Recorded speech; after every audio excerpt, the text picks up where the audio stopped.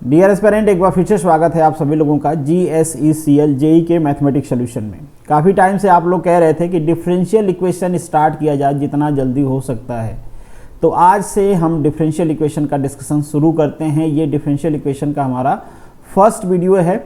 मैं कोशिश करूँगा कि डिफरेंशियल इक्वेशन पे जितने भी प्रीवियस ईयर के क्वेश्चन पूछे गए हैं, जो अलग अलग फंडामेंटल पे बेस्ड हैं, उन सारे क्वेश्चंस को मैं करा पाऊँ ताकि आप ढेर सारे फंडामेंटल सीख पाओ या ढेर सारे टाइप्स के क्वेश्चंस आप कर पाओ। और प्रैक्टिस आपको खुद से करना है। स्टार्टिंग से मैं कह रहा हूँ जितना ज़्यादा हो सके प्रैक्टिस करें। वैसे एग्ज़ाम काफ़ी क्लोज आ चुका है। अगर आप मेरे चैनल पे नए हो तो इसको सब्सक्राइब कर लीजिए। बाकी आप मुझे टेलीग्राम पे ज्वाइन कर सकते हैं। वीडियो के PDF के लिए, आपके डाउट डिस्कशन के लिए आप ये जो टेलीग्राम ग्रुप है इसको ज्वाइन कर सकते हैं। बाकी सारे प्लेटफॉर्म पर भी आप मुझसे जुड़ सकते हैं।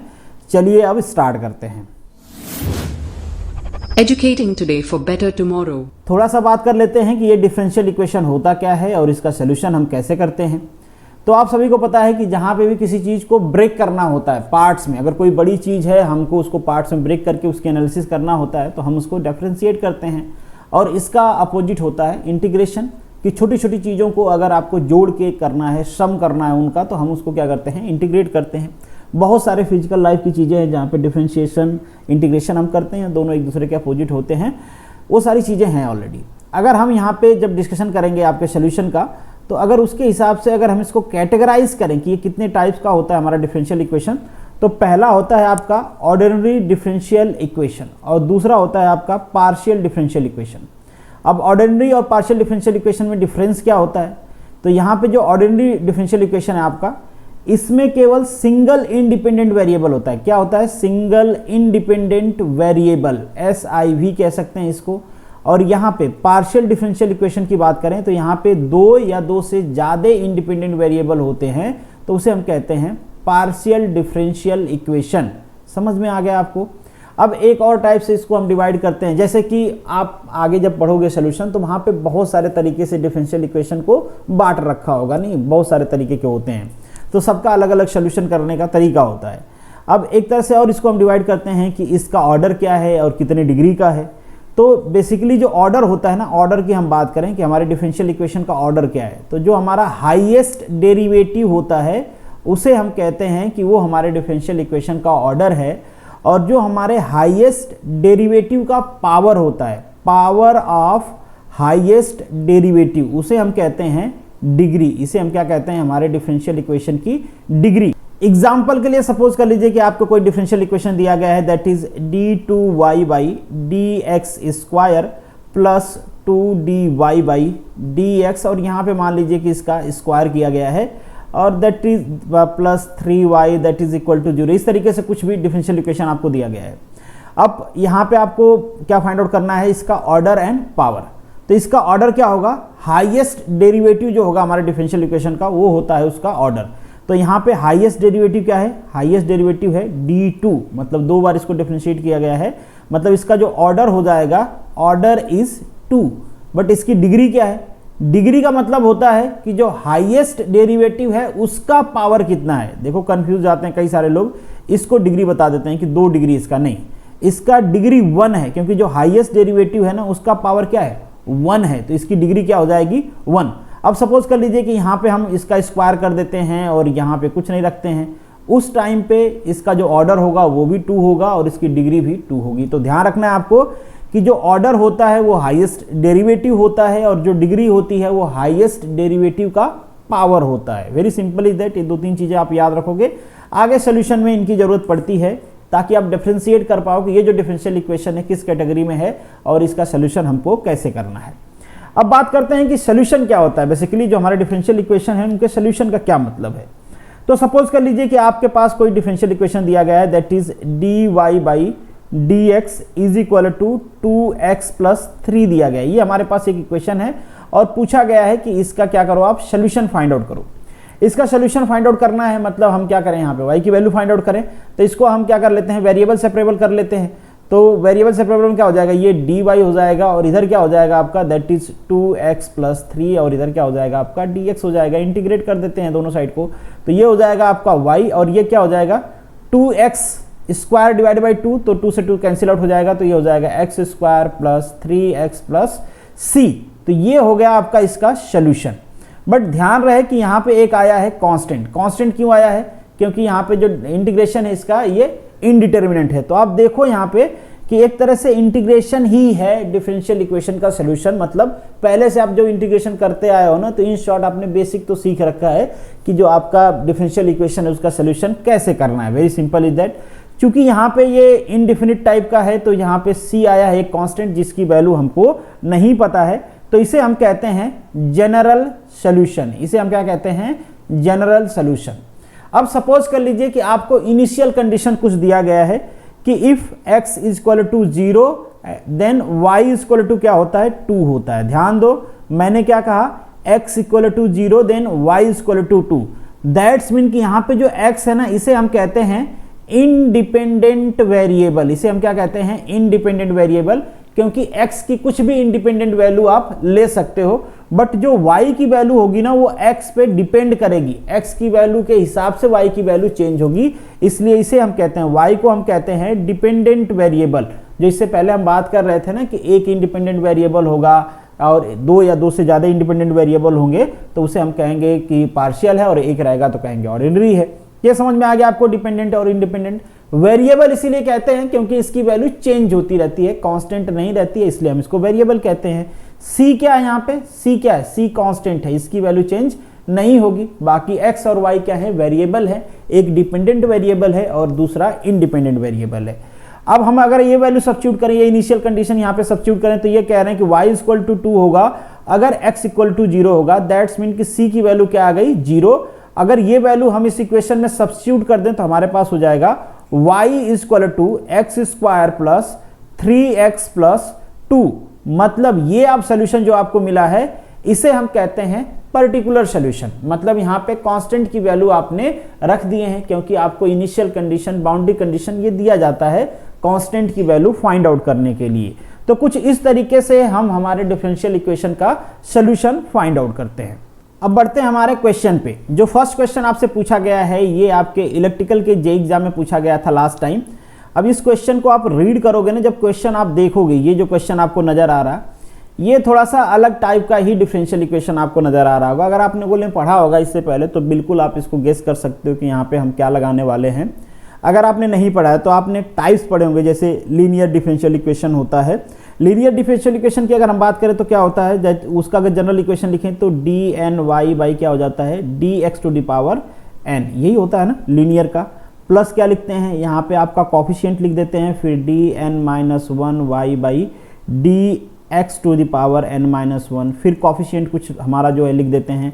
अगेन इसमें क्या करेंगे हम? D N minus 2 Y divided by D X to the power N minus 2। इस तरीके से हम लिखते जाते हैं लास्ट तक, और लास्ट में आप क्या लिख दोगे? A N Y equal to 0। अब ये हमारे पास है लीनियर डिफरेंशियल इक्वेशन। सिंपल नजर आ रहा होगा किस फॉर्मेट में होना चाहिए। अगर इसको हम इससे मैच करें तो हमारा फॉर्मेट मैच नहीं कर रहा है। यहाँ पे आप देखो जिस वेरिएबल के रिस्पेक्ट में हमारा जो वेरिएबल है जिसको डिफ्रेंशिएट किया गया है उसी का यहाँ पे मल्टीप्लिकेशन भी है, और यहाँ पे ऐसा कुछ है नहीं।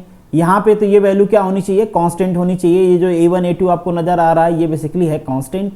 तो प्रॉब्लम है, अब इसको हम यहाँ पे सॉल्व नहीं कर सकते, ये वाला रूल नहीं लगा सकते। हमको करना क्या होगा? इसको सॉल्व करने के लिए या तो इसको हम कन्वर्ट कर लें लीनियर डिफरेंशियल इक्वेशन में। कैसे कन्वर्ट करेंगे? जो लीनियर डिफरेंशियल इक्वेशन होते हैं फर्स्ट ऑर्डर के ना, उनका सोल्यूशन का एक फॉर्मेट होता है, किस तरीके से सॉल्व करते हैं। इसको हम सॉल्व करके देखते हैं। ये जो प्रोसेस है ना, ये प्रोसेस बताया बेसिकली कॉची ने। तो कॉची का बेसिकली अगर हम बात करें कि उसका जो इक्वेशन होता है उसका फॉर्मेट क्या होता है, अगर जनरल की मैं बात करूं तो उनका कुछ ये होता है, X to the power N D N Y divided by D X to the power N plus A one X to the power N minus 1, this is D to the power N minus 1 y divided by क्या हो जाता है? X to the power N minus 1। बाकी चीजें ऐसी ही चलती रहती हैं, इसी फॉर्मेट में ये आगे तक बढ़ता रहता है। लास्ट तक क्या हो जाएगा आपका? A N Y equal to या तो 0 या तो x वाट एवर दैट। इधर कोई वैल्यू रहेगी तो कोई प्रॉब्लम वाली बात नहीं है। अगर इधर कोई वैल्यू रहेगी ना तो आपको सभी को पता है कि दो सोल्यूशन आता है, एक तो होता है पर्टिकुलर इंटीग्रल और दूसरा आता है आपका कंप्लीमेंट्री फंक्शन। ठीक है, तो अगर हमारा यहाँ पे 0 है दैट्स मीन कि जो आपका पर्टिकुलर इंटीग्रल है ना ये हो जाता है 0। आपको बस क्या फाइंड आउट करना रहता है? CF फाइंड आउट करना रहता है, जिसे हम कहते हैं कंप्लीमेंट्री फंक्शन। ठीक है, तो यहाँ पे ये वैल्यू 0 है तो हमको PI नहीं फाइंड आउट करने की जरूरत है, हमको बस फाइंड आउट करने की जरूरत है CF। ठीक है, अब क्या इन्होंने कहा कि अगर आप इसको चाहते हो सॉल्व करना तो आपको कुछ सब्स्टिट्यूशन करने होंगे। सब्स्टिट्यूशन में उन्होंने कहा कि सिंपल है, बस जो x है ना इसको कह दो कि ये e to the power t है, अपने मर्जी से कह दो, सब्स्टिट्यूशन है, बाद में जब सोल्यूशन लाएंगे तो रीसब्स्टिट्यूट कर लेंगे, क्या प्रॉब्लम वाली बात है। ठीक है, सब्स्टिट्यूशन तो आप करते आ रहे हो, जब भी डिफरेंशियल और हम इंटीग्रेशन सॉल्व करते हैं, जहाँ पे जरूरत पड़ती है हम सब्स्टिट्यूशन करते रहते हैं। अब ये हमने सब्स्टिट्यूशन कर लिया।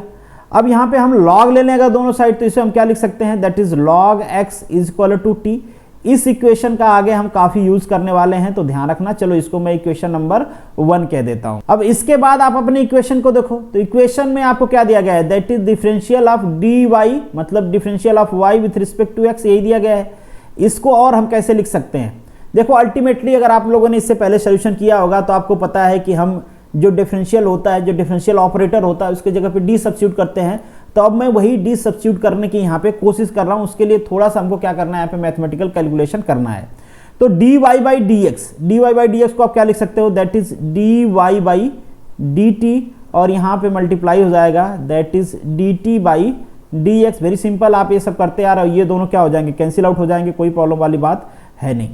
यहाँ पे आगे क्या लिख सकते हो आप, dy बाई dt, ये हमारे पास है dy by dt already, that is dy by dt, और ये dt बाई dx, मतलब t को आपने क्या किया है, एक बार डिफरेंशिएट कर दिया है विथ रिस्पेक्ट टू x, तो इसको डिफरेंशिएट कर दो भाई, डिफरेंशिएट कर दो तो क्या हो जाएगा, dt बाई dx, और log x का क्या हो जाएगा, 1 बाई x। वेरी सिंपल, तो ये वैल्यू हम यहाँ पे सब्स्टिट्यूट कर सकते हैं, तो ये वैल्यू हमने यहाँ पे सब्स्टिट्यूट कर दिया, that is 1 by x। Very simple.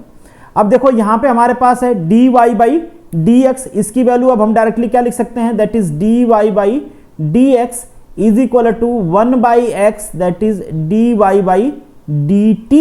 ध्यान दो, अब इस x को हम अगर यहाँ पे मल्टीप्लाई कर देते हैं, इस x को, तो इस x को मल्टीप्लाई करने के बाद हम क्या लिख सकते हैं, that is dy by dx, और x का यहाँ पे हमने कर दिया मल्टीप्लाई, इज इक्वल टू हम क्या लिख सकते हैं, d बाई dt, और यहाँ पे y ले लेते हैं। ऐसा क्यों कर रहा हूँ, क्योंकि अब मैं इसको सब्स्टिट्यूट करूंगा। अब जो d बाई dt है ना, d बाई dt को मैंने इसको ऑपरेटर को d सब्स्टिट्यूट कर दिया है, जो इससे पहले आप लोगों ने क्वेश्चन सॉल्व किए होंगे, सोल्यूशन बनाए होंगे डिफरेंशियल इक्वेशन का, तो करते आ रहे होंगे। अब d बाई dx को सब्स्टिट्यूट करते आ रहे होंगे, ठीक है, जनरली वही करते हैं। यहाँ पे हमने क्या किया है, d बाई dt को सब्स्टिट्यूट कर दिया d। अब हम इसको क्या लिख सकते हैं, सब्स्टिट्यूशन के बाद ये सब्स्टिट्यूशन यहाँ पे ले आए तो हम लिख सकते हैं इसको dy।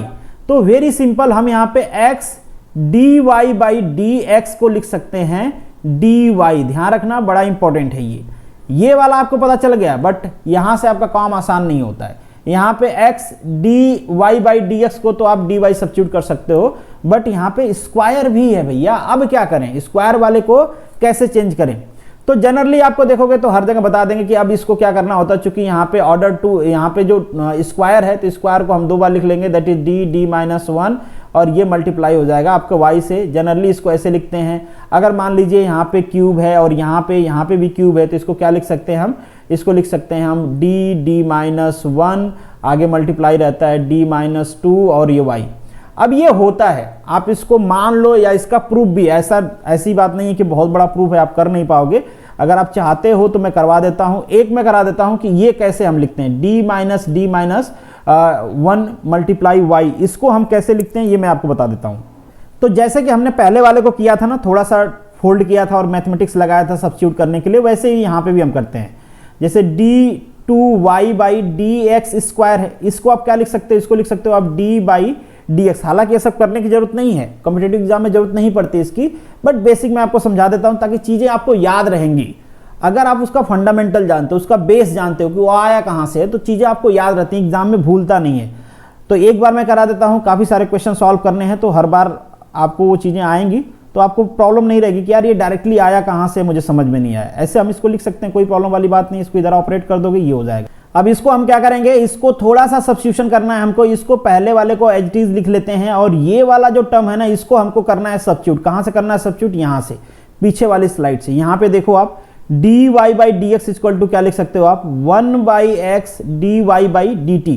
तो ये वाली जो वैल्यू है ना, ये वाली वैल्यू हम आगे कर देते हैं सब्स्टिट्यूट, कोई प्रॉब्लम वाली बात है नहीं है। तो ये हो जाएगा आपका 1 बाई x, यहाँ पे क्या हो जाएगा dy by dt। Simple substitution हमने किया है। क्यों सब्स्टिट्यूशन कर रहे हैं भाई? सब्स्टिट्यूशन हम कर रहे हैं क्योंकि हमारा जो फॉर्मेट है हमको उसको उसके टर्म में लेके आना है। हमको यहाँ पे वैल्यू चाहिए X square D two Y by D X square की, ठीक है। किसके टर्म में चाहिए? हमको डी के टर्म में चाहिए। डी हमने किसको लिया है? डी बाई डी टी को लिया है। तो अल्टीमेटली हमको ये सब चीजें करनी है। अब आगे हमको क्या करना है? आगे इसको आपको ऑपरेट कर देना है। यहाँ पे आपको दिख रहा होगा फर्स्ट वेरिएबल सेकंड वेरिएबल, तो ऑपरेट कर देना है। डिफरेंशिएशन मुझे लगता है कि आपको प्रोडक्ट का डिफरेंशिएशन आता होगा। First function differentiation of second function plus second function differentiation of first function, ये सारी चीजें आपको आती होंगी। तो इसकी वैल्यू क्या हो जाएगी? That is 1 by x square कर दोगे तो ये क्या हो जाएगा? X square. सेकंड फंक्शन को आपको एज इट इज रख लेना है, तो that is D Y by D T, very simple is that, plus 1 by X. Second को हम फर्स्ट को एज इट इज रख लेते हैं, सेकेंड का कर देते हैं। सेकेंड का करेंगे तो इसको एज इट इज लिख लेते हैं हम, D Y by D X. In bracket हमने क्या लिख लिया? जो आपका ये टर्म था जिसको हमको डिफरेंशिएट करना था, that is D Y by D T. अब इसके इक्वल टू हम यहाँ पे थोड़ा सा करेंगे अपने मर्जी से सब्स्टिट्यूशन, तो that is equal to minus, इसको तो एज इट इज रहने देते हैं फर्स्ट वाले को, that is D Y by D T, very simple. अब ये वाला जो टर्म है ना, ये आगे वाला टर्म, आगे वाले टर्म को हम थोड़ा सा ब्रेक करते हैं। 1 बाई एक्स, इसको हम क्या लिख देते हैं? That is D by D T, और इसको एज इट इज रहने देते हैं, that is D Y by D T. Multiply में क्या कर देते हैं? That is D T by D X. देखो वेरी सिंपल, डी टी से डी टी कैंसिल आउट हो जाएगा, ये वाला टर्म आ जाएगा ना, डी बाई डी एक्स। अब आप सोच रहे होगे कि हम ऐसा क्यों कर रहे हैं? ऐसा बस इसलिए कर रहे हैं ताकि हम चीजों को कॉमन ले पाएं। अब यहाँ पे हमको बस कॉमन ले लेना है 1 बाई एक्स को, 1 बाई एक्स स्क्वायर को, sorry 1 by x square common ले लिया हमने। ये माइनस के साथ क्या बचेगा आपका? D Y by D T बचेगा, और बाकी यहाँ पे क्या बचेगा? यहाँ पे आपको ध्यान देना है। अब एक सब्स्टिट्यूशन और आपको यहाँ पे करना है। किसका सब्स्टिट्यूशन करना है? जो आपका D T by D x है ना, यहाँ पे इसको देखो आप क्या लिख सकते हो? इसको आप यहाँ से इस वाले इक्वेशन से क्या लिख सकते हो? D T by D X equal to 1 by X. तो 1 बाई एक्स जैसे ही आप यहाँ पे इसके जगह पे 1 बाई एक्स सब्स्टिट्यूट करोगे आप, तो ये वाला जो x है यहाँ पे इसमें मल्टीप्लाई हो जाएगा, तो ये 1 बाई एक्स स्क्वायर हो जाएगा। तो ये पूरा कॉमन हो गया आपका, सिंपल। और ये जो ऑपरेटर है वो यहाँ पे हो जाएगा ऑपरेट। तो सिंपली यहाँ पे हम लिख सकते हैं D two Y by D T square, ये वाला ऑपरेटर यहाँ पे ऑपरेट कर दिया है। इसके जगह पे तो हमने क्या लिख दिया? 1 बाई एक्स, और ये 1 बाई एक्स इसमें मल्टीप्लाई हो गया। मल्टीप्लाई होने के बाद यहाँ पे हो गया कॉमन। माइनस क्या लिख सकते हैं? ये लिख सकते हैं D Y by D T, D Y by D T. अब हम अपना जो ऑपरेटर है वो सब्स्टिट्यूट कर देते हैं। हमने पहले ही कहा था कि जो ये आपका डी बाई डी टी है ना, डी बाई डी टी है, इसको हम डी सब्स्टिट्यूट कर देंगे, ठीक है। तो यहाँ पे D two by D T square है तो डी स्क्वायर सब्स्टिट्यूट हो जाएगा, minus D by D T है तो यहाँ पे डी सब्स्टिट्यूट हो जाएगा। वाई दोनों जगह से कॉमन हो जाएगा, कोई प्रॉब्लम वाली बात नहीं है। इस एक्स का इधर मल्टीप्लाई कर देते हैं, यही वाला टर्म है, ये वाला टर्म है आपका D two Y by D X square. ये एक्स इधर मल्टीप्लाई हो जाएगा तो S square D two Y by D X square is equal to, D एक कॉमन ले लेते हैं तो डी कॉमन हो गया, डी माइनस 1 हो गया और ये वाई हो गया। यही चीज इससे पहले मैंने आपको लिखा था और कहा था कि जरूरत तो नहीं है इसको प्रूव करने की, बट मैंने कर दिया है। देखो यहाँ पे वही सारी चीजें मैंने लिखा है ना, उसी तरीके से क्यूब रहेगा तो आप ये लिख सकते हो, उसको भी जैसे मैंने बताया वैसे प्रूव कर सकते हो, कोई प्रॉब्लम आपको नहीं आने वाली है। तो ये बेसिकली अब तक हमने जो पढ़ा है वो केवल और केवल सब्स्टिट्यूशन है, किस तरीके से आपको सब्स्टिट्यूशन करना है, किस तरीके से आपको ऑपरेटर सब्स्टिट्यूट करना है। अब आगे हम देखेंगे कि किस तरीके से जो हमारा क्वेश्चन है उसको आपको सॉल्व करना है। जो आपको इक्वेशन दिया गया है that is X square D two Y by D X square plus X D Y by D X is equal to 0। अब आपको क्या करना है, इसका सब्स्टिट्यूशन आपको पता चल गया है, इसका सब्स्टिट्यूशन आपको पता चल गया है, तो वैल्यू सब्स्टिट्यूट कर देना है। क्या है सब्स्टिट्यूशन भाई? इसका है डी माइनस 1, यहाँ पे y रहेगा, हम चाहें तो कॉमन भी ले सकते हैं, दोनों में y आएगा। इसके जगह पे क्या सब्स्टिट्यूट होगा? इसके जगह पे सब्स्टिट्यूशन होगा आपका d और y को हमने कॉमन ले लिया है, दैट इज इक्वल टू 0। इसका इसमें मल्टीप्लाई कर देते हैं तो ये हो जाएगा D square minus D plus D multiply आपका क्या है y है इक्वल टू 0। ये दोनों कैंसिल आउट हो जाएंगे तो very simple D square Y equal to 0। अब यहाँ से आप इसको एक्सिलरी इक्वेशन में भी लिख सकते हो। जनरली ये सब्स्टिट्यूशन का तरीका होता है कि d की जगह पे m ले लेते हैं तो m square Y equal to हो गया 0, और यहाँ से आपको m1 m2 की वैल्यू मिल गई, मतलब m1 आप कह सकते हो 0 होगा, m2 आप कह सकते हो 0 होगा। क्या होगा? दोनों की वैल्यू 0 होगी, मतलब हमारे पास जो रूट्स मिले हैं वो दोनों क्या हैं? सेम हैं और 0 हैं। अब इसके लिए ऑलरेडी आपको पता होगा, अब उस डिटेल में मैं नहीं जाऊंगा कि किस तरीके से सोल्यूशन लिखते हैं। इसके लिए आप जो सोल्यूशन लिखते हो y इज इक्वल टू क्या लिखते हो आप, दैट इज ए क्या है यहाँ पे कांस्टेंट है, that is A T plus B E to the power T. Very simple. T के टर्म्स में क्यों लिख रहे हैं, क्योंकि हमने टी के टर्म्स में यहाँ पे सब्स्टिट्यूशन किया हुआ है, अभी x सब्स्टिट्यूट करना होता है। तो ये आपको सोल्यूशन पता चल गया है। अब आपको क्या करना है यहाँ पे भाई, चूंकि t तो आपने दिया है ना, t की कोई वैल्यू तो क्वेश्चन में दिया गया नहीं है, तो आप t की जगह पे आप क्या करोगे, अपना फंक्शन सब्स्टिट्यूट कर दोगे जो भी आपने इससे पहले लिया था। तो अब हम कर लेते हैं रीसब्स्टिट्यूशन। तो ये हो जाएगा आपका a, ये t की जगह पे हम रख देंगे, तो t की जगह पे क्या हो जाएगा, that is log x। t की वैल्यू क्या है, log x ही तो है, इससे पहले वाले इक्वेशन में देख लो आप, इससे पहले मैंने आपको दिखाया था t की वैल्यू, यहाँ पे t की वैल्यू हमने लिखा है ना log x, तो ये t की वैल्यू log x। अब यहाँ पे भी हम सब्स्टिट्यूट कर देंगे, ये हो जाएगा आपका प्लस b और ये e to the power log x। Very simple. अब ये log ये x क्या हो जाएगा, इधर आ जाएगा, क्योंकि ये e है, ये बेस e है, तो दोनों आपको पता है, लॉगरिथमिक प्रॉपर्टी तो आपको पता ही होगी। तो ये हो जाएगा x, वेरी सिंपल। ये हो जाएगा आपका a log x plus b, very simple. ये हो गया आपका सोल्यूशन। बट सोल्यूशन में आपको इनिशियल कंडीशंस दिया गया है। इनिशियल कंडीशंस क्या दिया गया है, यहाँ पे आप एक बार क्वेश्चन में अपने देख लीजिए। इनिशियल कंडीशन ये दिया गया है कि अगर आपकी वैल्यू जो y है उसकी 0 होगी और dy बाई डी की वैल्यू 1 होगी whenever x equal to 1। दो कंडीशन दिया गया है आपको, दोनों कंडीशन को अप्लाई करना है। दो कांस्टेंट हैं, दोनों कांस्टेंट की वैल्यू आपको क्या करना है, फाइंड आउट करना है। ठीक है, तो पहले हम कंडीशन लगाते हैं y वाली कि y इक्वल टू हम 0 सब्स्टिट्यूट कर देते हैं। इन्होंने कहा y इक्वल टू 0 होगा अगर x इक्वल टू आप 1 सब्स्टिट्यूट करते हो, तो यहाँ पे क्या सब्स्टिट्यूट हो जाएगा, 1 हो जाएगा। और log 1 की वैल्यू क्या हो जाती है, log 1 की वैल्यू 0 हो जाती है ना, log 1 0, ये पूरा 0। तो यहाँ से आपको b की वैल्यू मिल गई। b की वैल्यू क्या हो गई भाई, b की वैल्यू हो गई 0। दूसरा ये कह रहे हैं कि दूसरा जो वैल्यू है वो कह रहे हैं कि dy बाई dx जो होगा वो 1 होगा अगर आप वैल्यू सब्स्टिट्यूट करते हो x इक्वल टू 1। तो यहाँ पे आपको dy पता है, तो dy by dx find out कर लो। इस कोई प्रॉब्लम वाली बात है क्या, नहीं है। dy बाई dx, इसका इसमें मल्टीप्लिकेशन हो जाएगा, इसका मल्टीप्लिकेशन हो जाएगा, ये तो कांस्टेंट रहने वाला है, फिर से x log x बन जाएगा। तो x log x का मुझे पता है कि डिफरेंशिएशन आपको पता होगा, दो मल्टीप्लिकेशन वाले फंक्शन है, तो वेरी सिंपल। यहाँ पे a कर लेते हैं बाहर और यहाँ पे कर लेते हैं, ये क्या हो जाएगा आपका, ये हो जाएगा आपका x फर्स्ट फंक्शन और 1/x हो जाएगा log x का, प्लस क्या हो जाएगा log x और x का 1 हो जाएगा, तो यहाँ पे आ जाएगा आपका log x। और यहाँ पे प्लस क्या हो जाएगा, क्योंकि x का इधर मल्टीप्लाई हुआ है, bx हुआ है, तो सिंपली यहाँ पे क्या हो जाएगा, b हो जाएगा। अब आपको क्या करना है, b की वैल्यू तो ऑलरेडी आपको पता है, b की वैल्यू कितना आई है हमारे इक्वेशन से, 0 आई है। और ये कह रहे हैं कि जो dy बाई dx होगा ना उसकी वैल्यू 1 हो जाएगी जब आप x को सब्स्टिट्यूट करोगे। x को कितना सब्स्टिट्यूट करना है, इसका मल्टीप्लाई इधर कर देंगे, तो ये हो जाएगा a। x को सब्स्टिट्यूट करना है 1, तो यहाँ पे क्या करेंगे, log 1 हो जाएगा 0। दैट्स मीन कि यहाँ पे a की वैल्यू क्या आ गई है आपकी, 1 आ गई है, और b की वैल्यू क्या आ गई है, 0 आ गई है। तो ये वैल्यू यहाँ पे आपको सब्स्टिट्यूट कर देना है।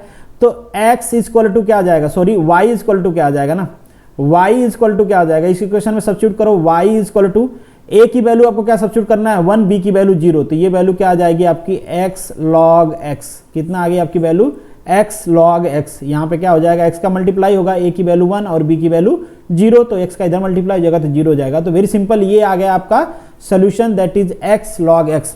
अब आपका ऑप्शन देखें तो ऑप्शन में है आपका option C, that is y equal to, यहाँ पे दिया गया log x, यहाँ पे x भी होना चाहिए। आगे कुछ क्वेश्चन है, इसको आप देख लेना, ट्राई करना खुद से, और नहीं होंगे तो डेफिनेटली मैं आगे कराऊंगा आने वाले वीडियोस में। ये कुछ क्वेश्चंस हैं, होप सो कि आपके पास भी पेपर होगा पहले से, तो आप उसको सॉल्व कर रहे होगे। अगर नहीं कर रहे होगे तो अब कर लेना, बहुत कम टाइम बचा हुआ है।